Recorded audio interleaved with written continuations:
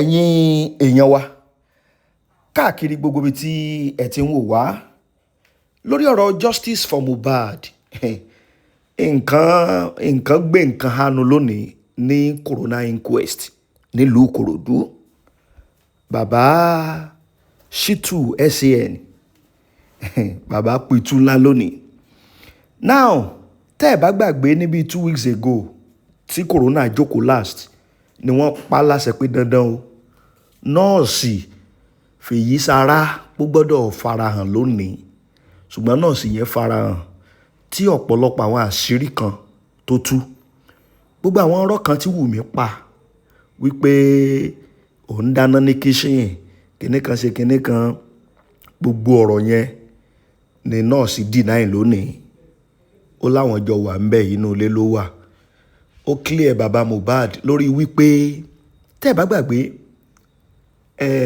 baba Mohbad ń sọ ńgbà yẹn wípé Wùmí gba death certificate náà sì confam ẹ̀ lónìí bẹ́ẹ̀ ni wọ́n ní gbogbo rántí bá Wùmí kan tẹ̀ pamọ́ baba Mohbad gbogbo ẹ̀ ní nọ́ọ̀sì já lónìí nọ́ọ̀sì gan ibi tọ́rọ̀ ń lọ yìí ok mẹ́wàá ṣẹlẹ̀ lónìí àwọn èèyàn tí ó sì go down lórí ọ̀rọ̀ Mohbad pọ̀ because báwo náà yẹn fẹ́ dáwọ́ bo adúrú nǹkan ru eléyìí bọ́mí ní ẹjọ́ púpọ̀ tí mo fẹ́ rò bàbá Shittu gangan wọ́n bá àwọn akọ̀ròyìn sọ̀rọ̀ tí wọ́n ti ṣàlàyé gbogbo àwọn nǹkan tó ṣẹlẹ̀ nílé ẹjọ́ bákan náà àwọn èèyàn wa tí wọ́n wà nílé ẹjọ́ gbogbo wọ́n give deep report tó jẹ́ pé cover everything àti opinion àwọn èèyàn kan lórí gbogbo nǹkan tó ṣẹlẹ̀ lónìí ní corona inquest ṣùgbọ́n ká má wulẹ̀ gbára wa lákòókò ẹ jẹ́ kí n gbé fọ́nrán wọlé kẹlẹ̀ lórí ọ̀fẹ́ láti lè gbọ́ gbogbo àwọn nǹkan tó ṣẹlẹ̀ láti bẹ̀rẹ̀ títí dópin lónìí ní corona inquest fọ́nrán yẹn lélẹ̀ ẹ̀yin èèyàn ẹ bá wa share ẹ̀ pẹ̀lú àwọn èèyàn wa gbogbo justice for Mohbad ni o bó ṣe lè wù kó pẹ́ tó ní tèmi èmi sì gbàgbọ́ o pààrọ̀jú tu ọ̀rọ̀ ìgbà ó kàn lè pẹ́ àwọn tí ó go down we go down you will see what will happen at the end of this case fọ́nrán yẹn lélẹ̀. Okay, sir. I want to appreciate you for the wonderful works you're doing. And here we are, we want to make questions available to you. Well, there has been concern of the media coverage at the inquest. Don't you think live media coverage of the inquest will give it more awareness and transparency, sir? Well, there is the question of awareness and transparency, which is crucial. But more importantly is the need to report what is happening here accurately and correctly. You know, in any court proceedings, there is a room for reportage. But the bigger question, the bigger concern is that you must report correctly and accurately. So today's proceeding, for example, we want to report it. Get what the lady actually said. She has made a statement on oath, a written statement. Don't add to it, don't subtract to that statement. And the questions she gave, the answers she gave in response to questions, make sure you stick to those answers. Don't enlarge, don't add, don't subtract. So nobody is saying that the press cannot cover what is going on. You have to cover that accurately. You know, the coroner cannot talk to the press. So if you misrepresent her, she has no way of replying. So the concern is that we should be accurate. We should be transparent in the way we report what has happened. Okay, so our next question is that can we please give a brief summary of all the proceedings today? Well, a brief summary of what has happened today is that the nurse who treated Mohbad has given us an insight into how she was contacted, what she did, and what she did not do. And the circumstances that led eventually to the death of Mohbad. In my view, today is the most comprehensive, proceedings.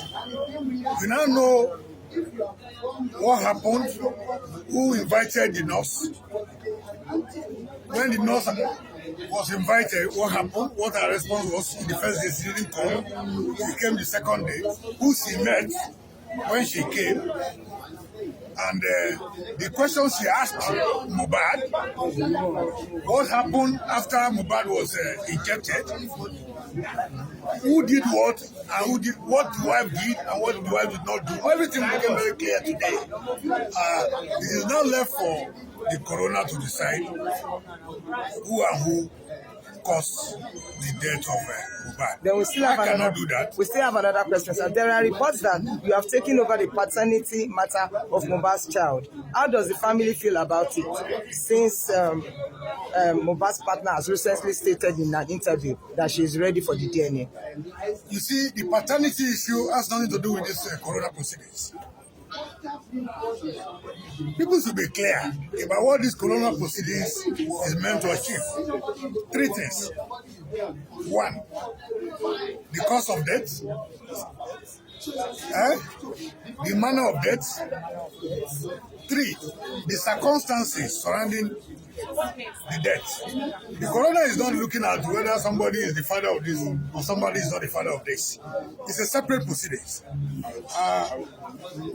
I'm aware that an order was made for DNA to be carried out. And I'm also aware now that we are making attempts to see whether the DNA can be carried out even outside the country. We need to go back to the court to be able to amend the order that was given so that we can. Mo ká ní àṣẹ gbogbo ọ̀dájú ogun tó sọ pé òrìè rí ọ̀nà àbáyọ iná Ọlọ́run máa jó wọn dànù. Olúwa rán mi sí gbogbo ẹ̀yin ènìyàn tẹ́ ń gbọ́ mi. Ó pẹ́ tí Hánà ti lọ sí Ṣílò ṣùgbọ́n lọ́jọ́ kan á dá Hánà lóhùn. Ogun wo lẹ́yìn náà ń là kọjá tó dàbí pé tí ń gbàdúrà tí ò sí ọ̀nà àbáyọ. Ṣé ní ìlú tẹ́ wà ní òkè òkun, ṣé ní Nàìjíríà ni, ṣé lórí iṣẹ́ ni, lórí ọmọ ni, ohun gbogbo lórí ìgbéyàwó ni, ohun gbogbo tẹ́ ń là kọjá tó dàbí ogun. Ẹ jẹ́ a jọ gbàdúrà, ẹ jẹ́ a jọ wá ojú Olúwa. Kò sí tọ́lọ́run ò lè ṣe. Àfi tí yóò bá ti pàdé wòlíì tiẹ̀, òun ló máa dàbí pé kò sí ọ̀nà àbáyọ. Olúwa ló rán mi sí ọ wípé àkókò yín ti tó. Ẹ̀rọ ìbánisọ̀rọ̀ tẹ́ fi pè mí láti jọ gbàdúrà papọ̀ kájọ wá ojú Olúwa, kájọ mú àṣírí ogun eléyìí tó ń jà yín. Òun náà ni +234 7025 47 5427 lẹ́ẹ̀kan sí +234 7025 47 5427. Bẹ́ẹ̀ ṣe ń pè mí fún àdúrà lórúkọ Jésù, ẹ̀yin náà máa rí ìyanu tí. Give us the opportunity of conducting the DNA even outside Nigeria. So in short language, it means that you are representing the family on the DNA. Barrister S.A.N. Shittu. Well, as far as I'm concerned, I'm representing the family in all matters that relates to the justice of Mohbad. Thank you. And lastly, sir, please, sir, just one more time. Can inquest be conducted every week now? Has it been proven, or what do we expect? You can see that this coroner is determined to do justice. Otherwise, the order of the magistrate court will have prevented some people from coming here. So, everybody must come. Which means she's determined. The whole world is watching. Now, it's not the Mohbad issue is not a Nigerian affair. Look, it's an international affair. So whoever is involved in this process, whether as counsel, for the states, for any of the parties, even including the coroner, everybody must be careful.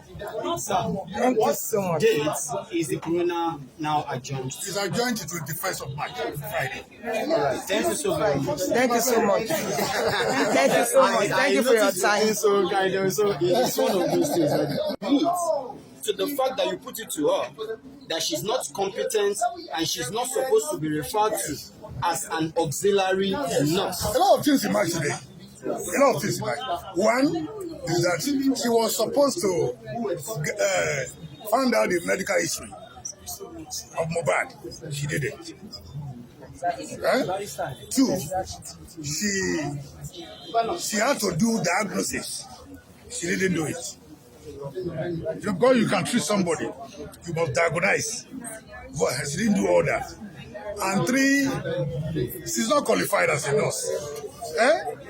So, from what she said she make a lot of mistakes. You can look in the area of contributory negligence and all kind of things. But I'm not.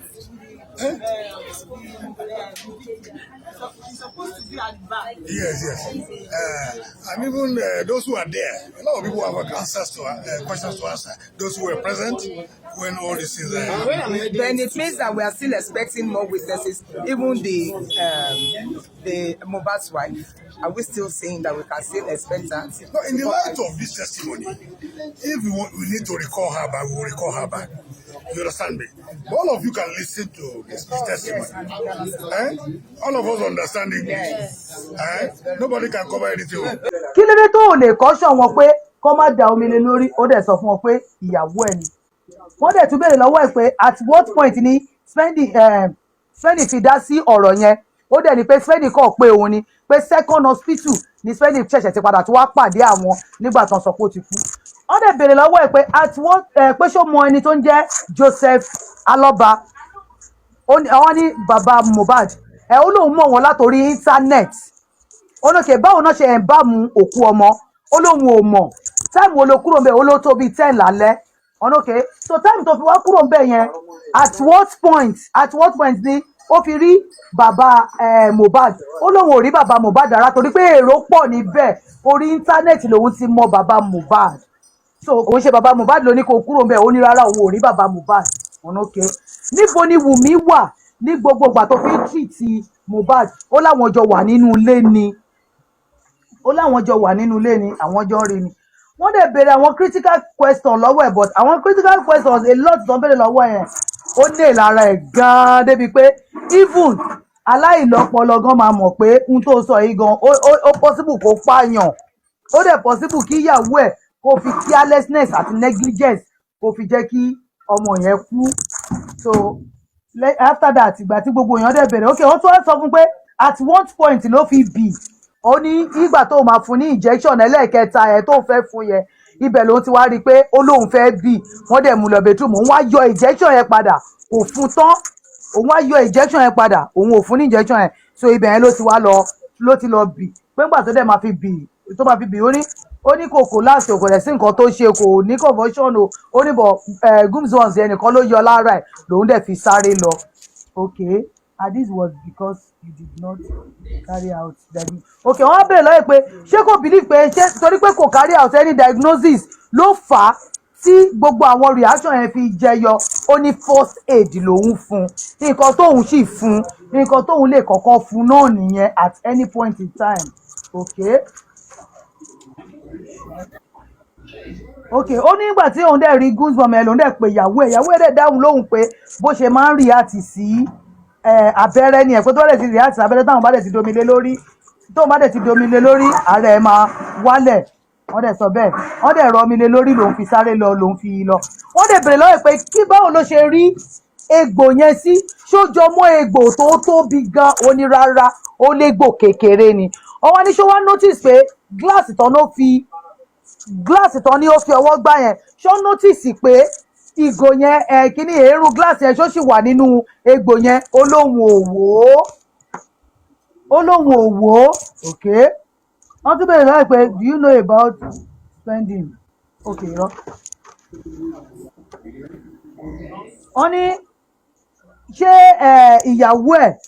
ìyàwó okay wọ́n bẹ̀rẹ̀ lọ́wọ́ pé ìgbà wo ni ìyàwó gba lọ́ọ̀yà mi tí wọ́n bẹ̀rẹ̀ pé ìgbà wo ni ìyàwó gba death certificate ó ní ọjọ́ yẹn gangan náà ni wọ́n fún wọn ní death certificate wọ́n dẹ̀ bẹ̀rẹ̀ lọ́wọ́ ẹ̀ pé at what point náà fi embalm òkú ọmọ yẹn ó lóun ò mọ̀ okay wọ́n ní wọ́n jọ dé police station ni tó fẹ́ gba police report ó dẹ̀ pé ibi tó ti fẹ́ dáhùn ọ̀rọ̀ police report yẹn ibẹ̀ lèèyàn kan tuntun kọ̀ tiẹ̀ mọ́ wọn lẹ́nu tó tún wá fi sọ̀rọ̀ ọ̀rọ̀ pé okay ṣé bàbá Mohbad ló sọ pé kó máa lọ wọ́n dẹ̀ ní rárá so wọ́n dẹ̀ béèrè lọ́wọ́ public náà ìyá dẹ̀ mi ìrántí nǹkan tí ìtì ẹ̀kọ́ yẹn lẹ̀ nǹkan tí ìyá Mọ́njọ́lá béèrè bọ̀ mo kí lórúkọ bọ̀bọ̀ yìí ẹjọ Sami Jojo. no kò tí ẹ ṣe Sami Jojo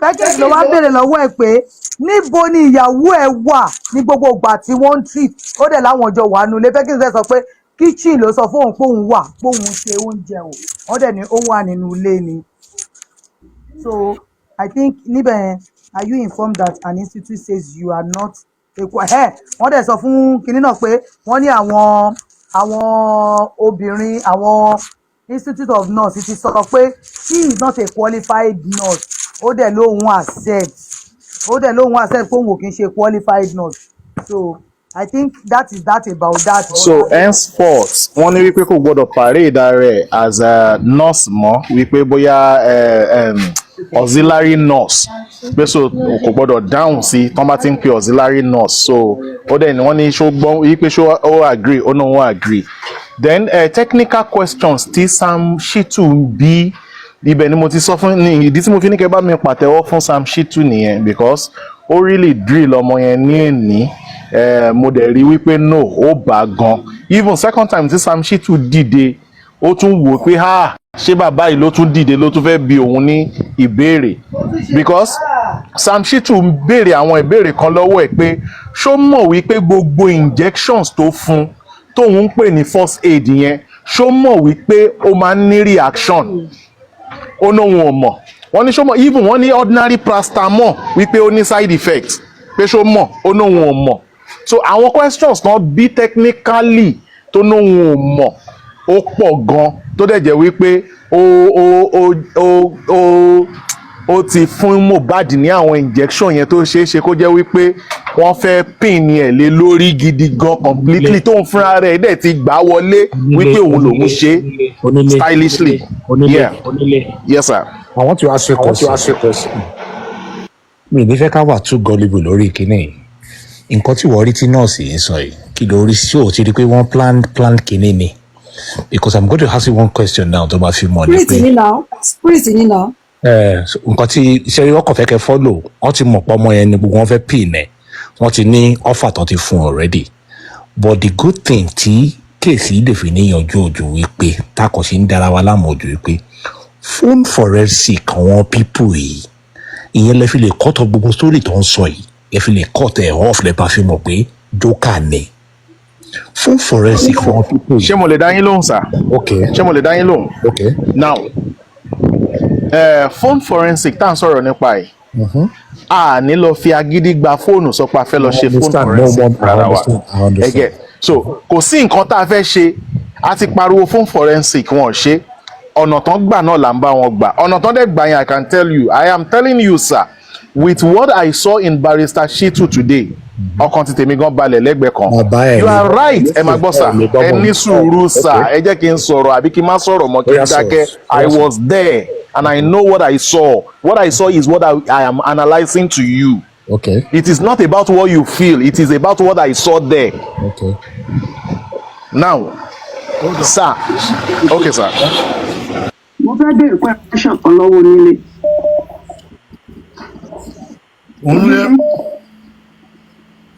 Àmì báyìí sà. Onílé ẹjọ́ nínú gbogbo nǹkan tẹ̀sán àti mama tí mi ò réyàn kan tó raise the question yìí tí mo fẹ́ béèrè yìí because question yẹn kò papọ̀ mọ́ nǹkan tí àwọn nọ́ọ̀sì sọ nípa ẹ̀jẹ̀ tọ́nà rí nínú ilé ṣé wọ́n bi nọ́ọ̀sì ní pé báwo lọ̀rọ̀ ẹ̀jẹ̀ ṣe jẹ́ nígbà tí nínú nǹkan tẹ̀ sọ yẹn ní nọ́ọ̀sì débẹ̀ ó ní small cut ó ní cut tó ń rí yìí kò sọ pé bóyá ó ti ń bleed. Nurse, let me answer your question ma. Nurse sọ wípé ṣé ń gbọ́ báyìí. ó yá lọ gbọ́ ó ti fẹ́ dáhùn question yẹn ó ti fẹ́ dáhùn. Nurse sọ wípé nígbà tóun débẹ̀ òun ò rí ẹ̀jẹ̀ kankan wípé even wound tóun rí was not a fresh wound. Wípé bí wound ọjọ́ méjì ni. Onílé ìyẹn la ṣe sọ fún ẹ wípé sórí gbogbo kan tó ń sọ yẹn story ni the only solution tó lè tú àṣírí kíní yóò ju fún forensic lọ. ẹ sà ìyẹn lèmi ṣe ń sọ fẹ́yìn náà wípé they would definitely come and talk story but ẹni tó fẹ́ unravel story náà ń ṣiṣẹ́ láti unravel ẹ̀ are you telling me pé you are expecting them to. Onílé kò sí ọ̀dà láti ẹ̀jẹ̀ ká dáhùn nǹkan tán pátó gbé kan. ẹni tí ń pè lára. ètùgbọ́ torí nǹkan tó láwọn èèyàn wà àwa máa ń fẹ́ pé nǹkan tá a fẹ́ yìí o òun gangan bẹ́ẹ̀ ló gbọ́dọ̀ ṣe rí. That is not the way to do criminal case. Ṣé ní gbogbo nǹkan tí lẹ́yìn sọ pátápátá ló ní point ó dẹ̀ ti lọ mọ́ Wùmí. That is what we call a criminal case. Ẹ jẹ́ kí magistrate kọ report ṣe jáde kẹ́ tó máa script ni kò jẹ́ script ni. No. Gbogbo àwọn tó wà bẹ́ẹ̀ yẹn wọ́n lè foolish. Àpèjìyẹ yín. Wọ́n ní ibù gan wọ́n kàwé kàwé àtàjọ ń sọ̀rọ̀ lórí social media ẹ̀ lọ. Social media ẹ̀ kọ́lá máa ti gba judgment. Tí wọ́n ṣe kí tó ń ṣe yẹn bí onílé ṣe ń sọ yẹn gbogbo nǹkan tó ń sọ tí wọ́n mọ yẹn sọ yẹn ó sọ pé Wùmí wà bẹ́ẹ̀. Òfin tó bá mú fẹ́ dè òun ló mú Wùmí negligence yẹn sì máa bá Wùmí. Ọ̀rọ̀ débẹ̀ náà ọ̀rọ̀ débi negligence yẹn náà. Wùmí wà bẹ́ẹ̀. Wọ́n jọ gbé lọ sí hospital ni ó mú rìpọ́ọ̀tù dání kò mú rìpọ́ọ̀tù sílẹ̀ iṣẹ́ ló gbowó gọ̀ ni. Wọ́n ń béèrè ọ̀rọ̀ lọ́dún wọn ní náà gbogbo ẹ̀ náà kọ́ ní ká máa sọ pé street no. ọ̀rẹ́ ẹ̀jẹ̀ kò sí ni. ọ̀nkú ẹ jẹ́ kí n dáhùn sí nǹkan tó ń kó yẹn sọ. Nǹkan tèmi fẹ́ kẹ́ fi mọ̀ pé story nìkan tó gbogbo wọn sọ ojú wípé nọ́ọ̀sì náà lọ treat èèyàn nǹkan kan ṣẹlẹ̀ nọ́ọ̀sì náà owó witness kan ṣe ẹ̀ ń bá àmọ́ ẹ̀ kò dẹ̀ kúrò ń bẹ̀ títí di alẹ́ 10 o'clock àdúrà ní ẹni tó bá kó òun rábúrò òun I don't know why fẹ́ẹ́ gbogbo nǹkan tí ń ṣẹlẹ̀ ẹni tó bá kó òun rẹ̀gbọ́n òun ní social time kó jáde síta wá sọ fóun fẹ́ẹ́ gbogbo nǹkan tó ń ṣẹlẹ̀ yìí is a very simple thing nọ́ọ̀sì lè try láti fi rẹ̀ sí Naija láwà ẹ̀tí kẹ́kọ̀ọ́ sọ nǹkan tó kàn máa fún ó kàn lè jẹ́ minor bóyá negligence or nǹkan kan bẹ́ẹ̀ wọ́n á gbélé lọ́wọ́ wọ́n ti máa promise ẹ̀ pé ókè má worry gbogbo nǹkan tó ń ṣẹlẹ̀ yìí wọ́n ti mọ̀ pé tó bá ti dájọ́ èèyàn kan tó bá ti dájọ́ fún èèyàn kan sọ pé Sàṣìtì wọn máa ṣiṣẹ́ èèyàn kan ló máa fọ́ọ̀lù fún kéèsì tí yóò bá mi yé yín ní sọ nílé èèyàn kan ló máa fọ́ọ̀lù fún kéèsì. ẹ sà èmi ò tí ì agree pẹ̀lú nǹkan tẹ́ ń sọ sà ọ̀rọ̀ yín yé mi bọ̀ èmi ò tí ì agree mo ti fẹ́ interject yín tẹ́lẹ̀tẹ́lẹ̀ bọ̀ mo fẹ́ kẹ́ sọ̀rọ̀ ni but now let me tell you this sir ọ̀rọ̀ bí Mohbad ṣe kú kò ṣojú mi kò ṣojú yín definitely ó ti di story tó máa gbé wá tó máa ń sọ story náà ní lójú wa nínú story tó fẹ́ sọ yẹn sà làwa ti máa mú òótọ́ jáde ládẹ̀ ti máa mú irọ́ náà jáde nínú ẹ̀ you can't expect them to come out and tell you 100% wípé ẹ sà èmi ni mo pa wọ́n máa try láti sọ story nínú story yẹn làwọn ọ̀jọ̀gbọ́n máa ti dúró náà máa wò wípé yes òótọ́ leléyìí irọ́ leléyìí so story yẹn náà ń sọ ní court yẹn nínú story tó ń sọ ní court yẹn láti máa yọ òótọ́ kúrò láti ti máa yọ irọ́ kúrò now sir I am saying this sir ṣe rí gbogbo nǹkan tí Wùnmí sọ pátápátá a mọ̀ wípé write up ni a mọ̀ wípé story ni but ṣe rí gbogbo question tí barrister Shittu ń bí mo sure wípé tán máa permit láti lọ fi ọwọ́ kan ojú pátá ọmọ yẹn á ti tutù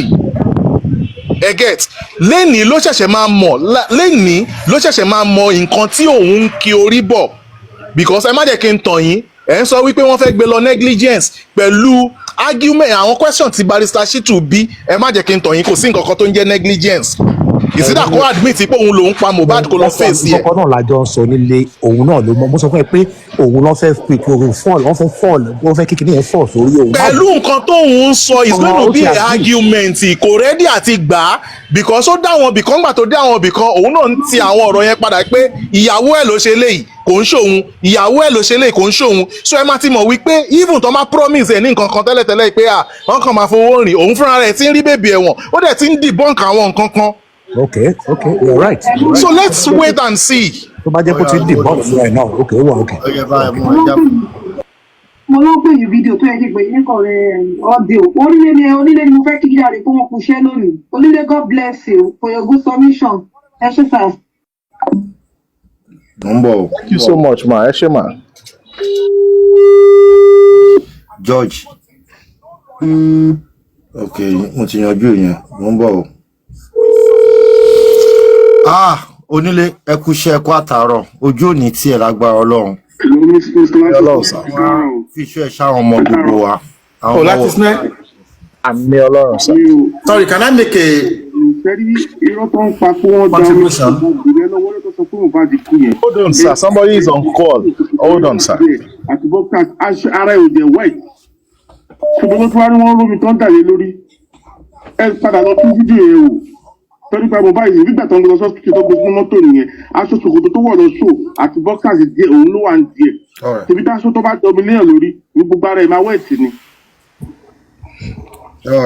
Onílé wọn ní Mr. Onílé wọn ní nọ́ọ̀sì sọ pé ìyá Mohbad wà ń bẹ̀. Mo kí gbogbo ilé o. Wọ́n tán kí níbo náà tún ti rí yẹn níbo náà ti rí yẹn ni ẹ parọ́ ni àti Debbie o.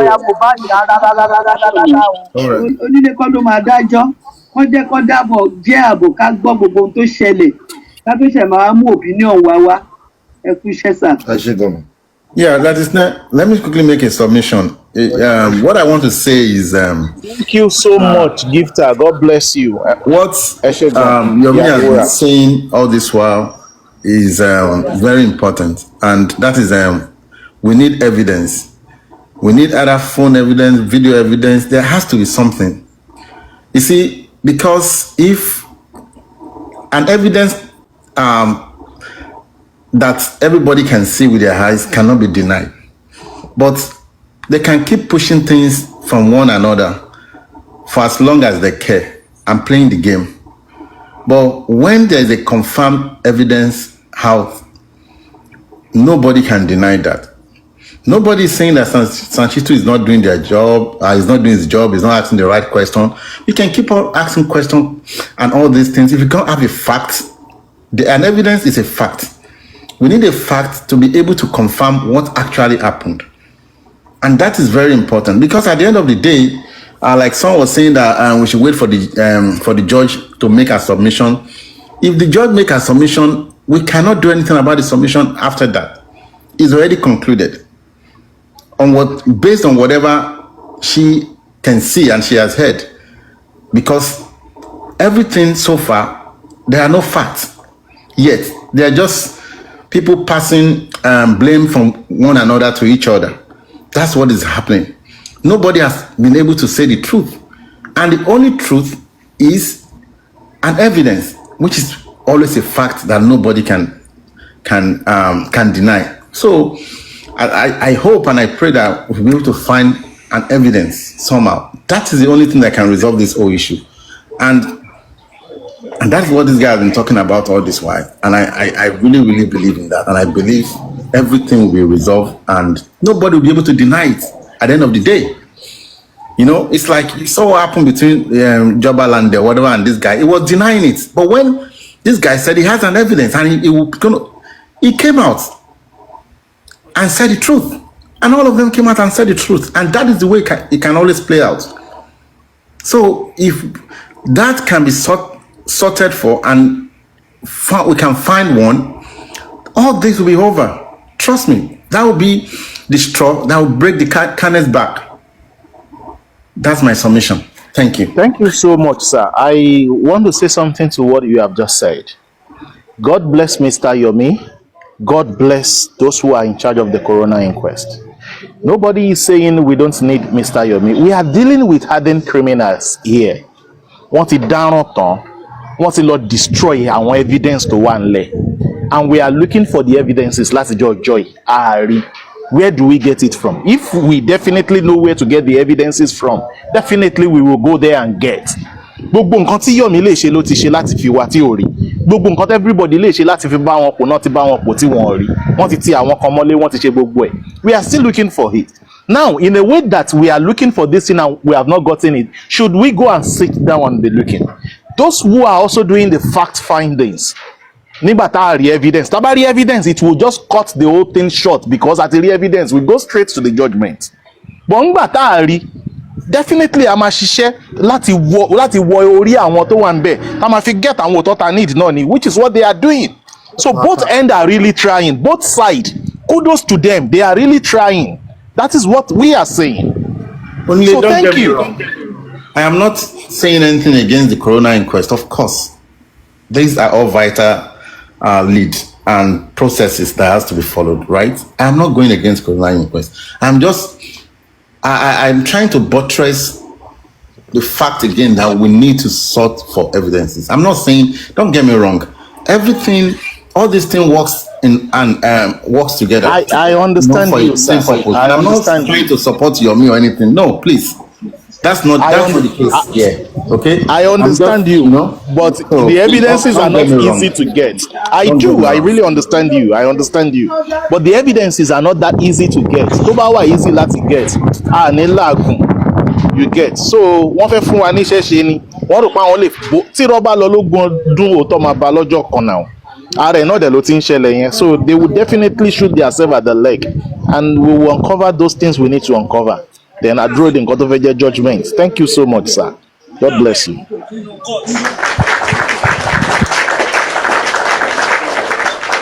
Thank you, King. Oh yeah, skipper. Ẹ káàsán, Mr. Lati, okay yín o. Onílé, I greet you my brother. Yeah, mo rí pé àwọn ọ̀rọ̀ tẹ́ ń sọ ń sìn ṣe rí nínú ọ̀rọ̀ tí àwọn èèyàn bá sọ kalẹ̀. Ẹ má gbàgbé pé ọjọ́ ìkà kan ló máa dá. Àwọn ọ̀rọ̀ yìí tá a ti ń gbọ́ yìí nínú àwọn questions tẹ́ ní wọ́n throw sí nọ́ọ̀sì yẹn. Mo rí àwọn point kan tó jẹ́ pé mo fẹ́ ká wo side ibẹ̀. Tá fi mọ̀ pé yes, just like gbogbo nǹkan tó ọmọ yẹn sọ script ni. Ìdí tí mo fi sọ bẹ́ẹ̀ ni pé now ẹni wọ́n béèrè lọ́wọ́ lady yẹn pé nígbà tí ó wà ń bẹ̀ pé ṣé wọ́n jọ gbé òkú lọ sí hospital ni. Ó rẹ̀ ní yes pé òun wà ń bẹ̀. Ẹ̀túnmọ́ gbàgbé pé wọ́n tún ní wọ́n béèrè lọ́wọ́ ẹ̀ pé ṣé ó mọ bàbá Mohbad. Ó lóun ò rí pé orí íńtánẹ́ẹ̀tì lòun ti rí. At least bàbá Mohbad dẹ̀ jẹ́ kó yé wọn wá pé àwọn jọ dé hospital ni, àwọn tó jọ dé police station ni, pé àwọn pẹ̀lú àwọn tó jọ dé hospital tóun tó jọ dé police station. Ó sọ bẹ́ẹ̀, ó ní gbogbo wọn jọ lọ hospital ni o. Ẹ dúró, ẹ má bínú, ẹ jẹ́ n correct bẹ́ẹ̀.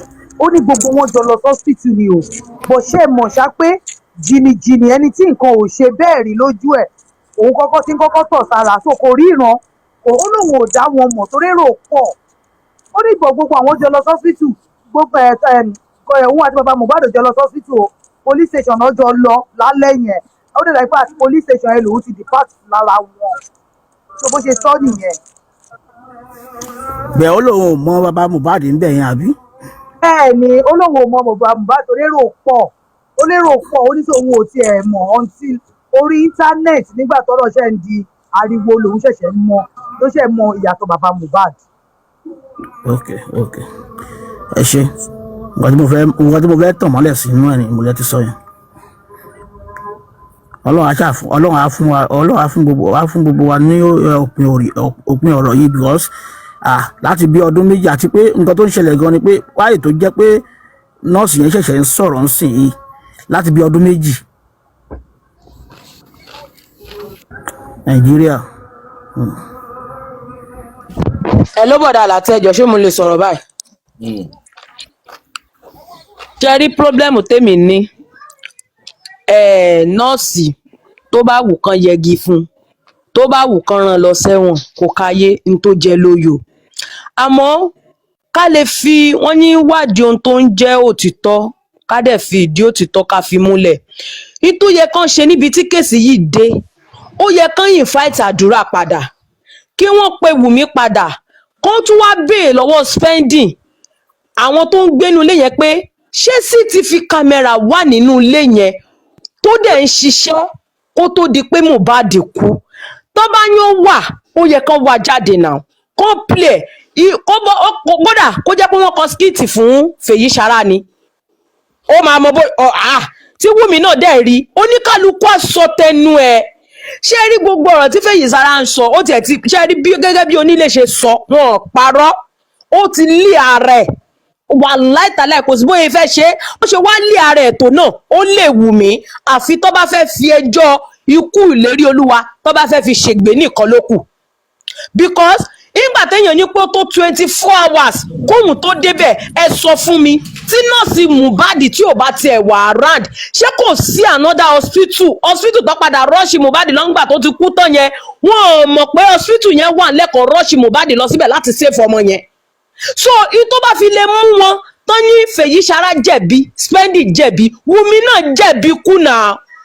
ó rí pé ó ti dojú kú ọmọ yẹn ti kú tán kó tó di pé ẹ rọ́ṣẹ̀ lọ sí hospital ṣé ẹ mọ̀ pé hospital méjì yẹn wà lẹ́tẹ̀lẹ́tẹ̀lẹ̀ kẹ́ ẹ tó dúró de Feyisara ẹ jẹ́ kó clear sí wa náà. láti kú tọnu. wọ́n ti di 24 hours. ìyá Ìbàdàn ẹ jẹ́ kí n tún sáré áàdì nǹkan mọ́rọ̀ tẹ́ ń sọ yẹn nígbà táwa padà ṣetán tí Arifa àti mọ̀mí rich grace wọ́n interview Shittu wọ́n ní ṣé kò ní ìdí pé kán tún pe àwọn yẹn padà ó ní ẹ jẹ́ ká máa bá lọ kò kí ń ṣe nǹkan tó bò mọ́ nítorí pé wọ́n ti mọ̀ pé public ló ní iṣẹ́ yìí kò kí ń ṣe family nìkan mọ́ iṣẹ́ Mohbad ò ṣe iṣẹ́ family mọ́ pé if need be gbogbo wọn náà tún máa padà wá and of which George náà sọ nínú ilé pé we are only doing our fact findings tí ó bá débi tó máa gbé ọ̀rọ̀ lọ they can still bring in more people tó bá ní àti sọ̀rọ̀ so ìyẹn ni mo ní kí n sọ fún yín pé nǹkan tẹ́ ẹ sọ yẹn ó sì possible tí wọ́n bá tẹ̀lé bó ṣe yẹ kán tẹ̀lé gẹ́gẹ́ bí nǹkan tí Shittu sọ.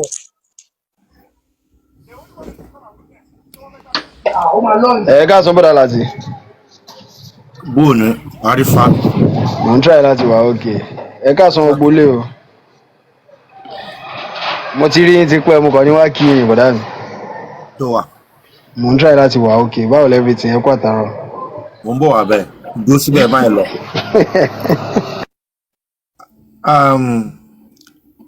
hello. hello bọ̀dà láti ẹ káàsán. ẹ káàsán mà. ẹ kú iṣẹ́ ẹ kú àtàrọ̀. àwa ni mà. èmi náà fẹ́ dá sétò ni o. ẹ tètè ń torí pé pé direct láti Èkó ni mo ṣe sáré gbé kọ yín ó yẹ sọ. yes sir ní tẹ́mi fẹ́ sọ òun ni wípé lórí ọ̀rọ̀ àwọn tó lọ corona inquest lẹ́yìn àkọ́kọ́ náà nọ́ọ̀sì yẹn kílèmù wípé ó sustain injury pé òun rí injury ní apá ẹ̀ wọ́n dẹ̀ ti jẹ́ kó yé wa sí ìsìn pé prime boy ó ti free kò ní ẹni ẹjọ́ kankan tó fẹ́ jẹ́ injury tó sustain yẹn ó yẹ kán sì lè béèrè lọ́wọ́ wọn wípé àti bo ni injury yẹn ti wá ó yẹ kán sì lè béèrè lọ́wọ́ wọn pé àti bo ni injury yẹn ti wá níbi kan ló dà ti sustain injury yẹn nígbà tí ò ti sí prime boy bẹ́ẹ̀ mọ̀ sí prime boy ti wà out of it àkọ́kọ́ nìyẹn ẹlẹ́ẹ̀kejì Wùmí tí àwọn kọ́ọ̀tù yẹn àfi tí wọ́n bá fẹ́ ṣe nǹkan tó fi jẹ́ wípé bóyá kò sí bí àwọn ọmọ wọn náà ṣe ní rírú nǹkan tó ṣẹlẹ̀ sí Mohbad because number one irọ́ tó ti ń pa ní ìsinyìí ó ní òun ò mọ̀gbà tí gbogbo nǹkan tó ṣẹlẹ̀ orí online lòun ti gbọ́ pé wọ́n fẹ́ sin ọkọ òun náà sì ti jẹ́ kó yé wa sí ìsìn ni pé gbogbo process yẹn she was there all through àkọ́kọ́ ni ẹlẹ́ẹ̀kejì ó parọ́ mọ́ bàbá yẹn ó ní bàbá yẹn ló ní kí nọ́ọ̀sì máa lọ nọ́ọ̀sì sọ wípé òun ò rí bàbá rí òun ò rí bàbá rárá òun àti bàbá wọn jọ ríra wọn so definitely ọmọ yìí ó ń pa irọ́ ni something is not hard enough there are some things ó yẹ kó drill ìgbẹ́ yìí dáadáa hardened criminal dandan injury tí mo bá sọ ṣe ó kọ́ sí ìdùnnú kó jẹ́ pé fracture then bóyá bó ṣe tì í bóyá forí gbálẹ̀ gan bóyá gan ló lead sí convert ṣẹ̀dẹ̀ mọ̀ pé téèyàn bá forí gbálẹ̀ torí àmọ́ tó ìtàn téèyàn bá forí gbálẹ̀ bó ṣe forí gbálẹ̀ yẹn tó bá ń convert tí ọtún wá fún ní bóyá bí paracetamol àbí anything ó máa trigger kìíní yẹn tó máa kúkú wá jẹ́ kí gbogbo ẹ̀kú tiẹ̀ kúkú wá padà ṣe bọ́n bá ṣe fẹ́ ṣe bọ́n ṣe fẹ́ jẹ́ kó já sí.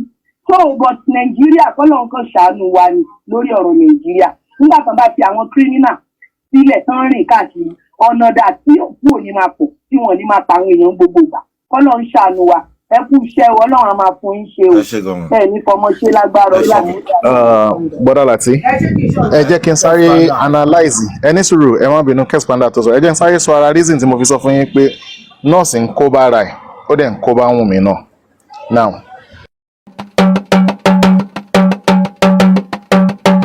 Àràbà TV ojú wa tó lé ojú wa tó kó.